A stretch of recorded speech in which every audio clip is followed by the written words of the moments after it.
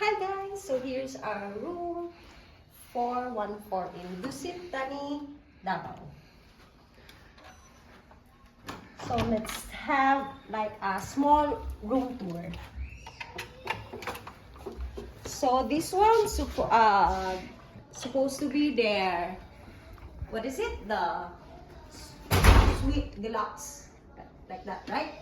Room. It costs around 170 Singapore dollars. So as you can see, when you come inside, you saw like a living room like that. This one for first bathroom supposed to be for the guests. If you have guests, here like living room. Then this one supposed to be like dining.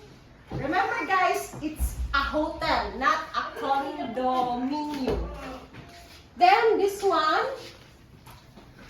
how to open this one? So here's the balcony. How to open it? How to open it? Now you can see the view from outside. This one, it's their entrance. Here. Then here, this part is their pool. So we're in 4th floor. So this one, the entrance from the living room goes to the balcony.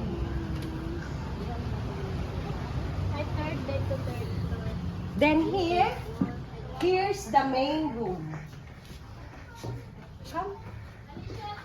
Here's their bed, like king. Is it king? King bed size. King size bed.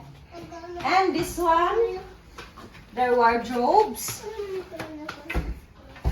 And then here's their bathroom. They have a bathtub. This one their shower.